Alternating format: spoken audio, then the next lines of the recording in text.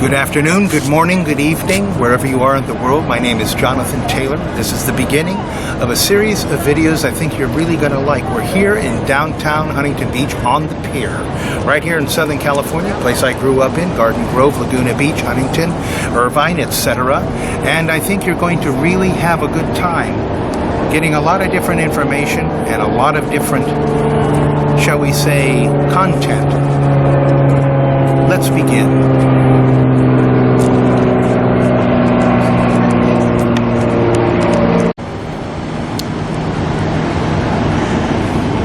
Hello, Jonathan. This is Carl. I just wanted to ask you that great starting out question about how it all began. How did it all begin? Well, okay, so I'm going to not start at the very beginning, but tell you a little bit about high school experience, because I'm from Orange County, and so is Steve Martin. I went to Rancho Alamitos High School. Steve went to Garden Grove High School, and I used to see him all the time down there at the magic shop, where he would be doing magic. And this is back in the 70s, of course. And he not only did magic at the magic shop, I remember him playing banjo at the Golden Horseshoe there in Adventureland, or Frontierland, I guess it is. And he was kind of starting to hone his business. Well, he and I kind of took different paths, where he went more with the comedy and that, and I went into the music. And both from Garden Grove, spent a lot of years in Garden Grove, even though initially I was in Pacific Palisades, California, and then to Laguna Beach, wound up for many years in Garden Grove, and then moved to Irvine, Huntington Beach, and various other areas.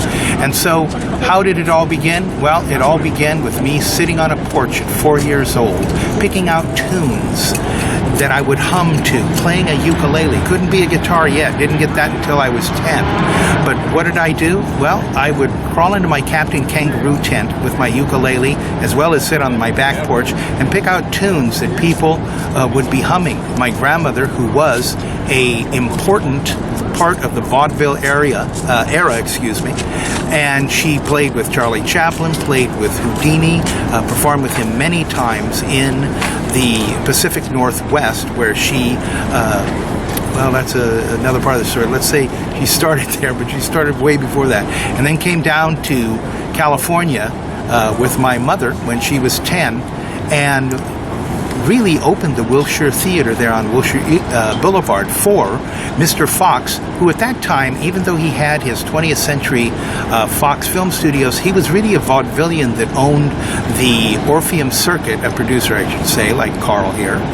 And he was hiring her to open up that theater, and she played in Montebello, many things from Mr. Fox, and Lowe's Theater, RKO, and many of the other. What were the years of it? What would the dates be? That would be 30s? Yeah, the 30s? in that case, she came down here literally in 1930 when my mother was 10 years old. Wow.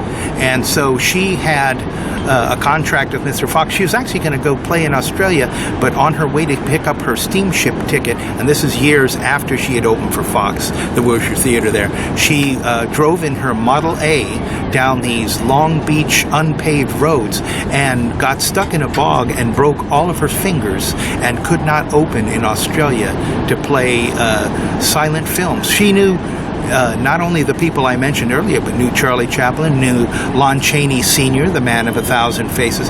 So I kind of had a musical background from the very beginning, my grandmother playing piano and organ from childhood. So I guess those tones kind of got into my ear.